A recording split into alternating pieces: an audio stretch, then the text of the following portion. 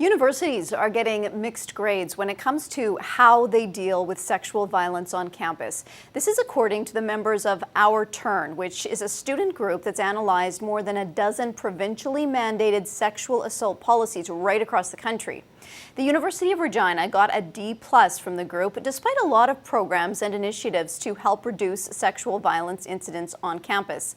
Roz Kelsey is the director of the Gendered Violence Prevention Program at the U of R. Hi, Roz. Hi, how are you doing, Jill? I'm good. What do you think is behind this D+ grade given to the U of R in this report?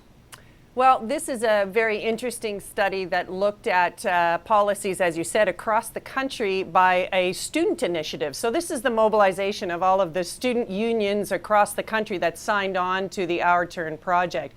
So it's very informative. They did a pretty good scan of all of these policies and gave us a grade that we need to look at. What do you think needs to change? One of the things they highlighted was the need to declare a rape culture. And tell us what that means and how it pertains to the U of R.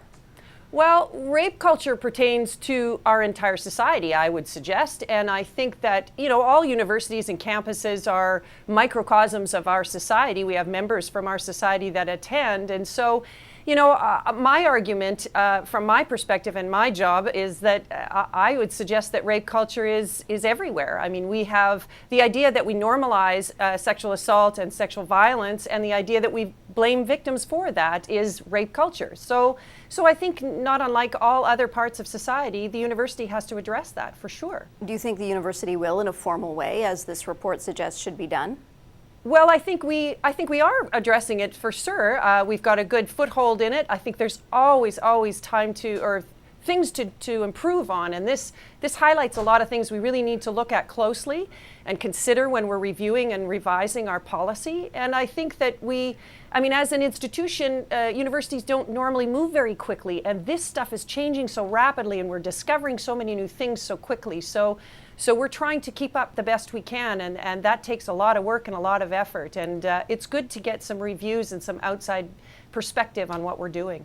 Are there some specific things you can share with us that you are working on changing at this point? Sure. Now, you and I talked last year when we produced the Gendered Violence Prevention Project, and I was appointed as director of the Gendered Violence Prevention on campus. And there were 8 other recommendations that are very akin to what we're looking at here for the recommendations that the Our Turn has produced. So we're really, I think, on schedule in terms of, but it's just a matter of getting these things done. This takes a lot of effort from a lot of corners of the university. So more collaboration is definitely in order. I think reviewing what and speeding up the process of getting things done is always important, but that's always a challenge, I think there's language issues too when it comes to procedures and policy too, that those two things are difficult to combine, and we have lots of challenges.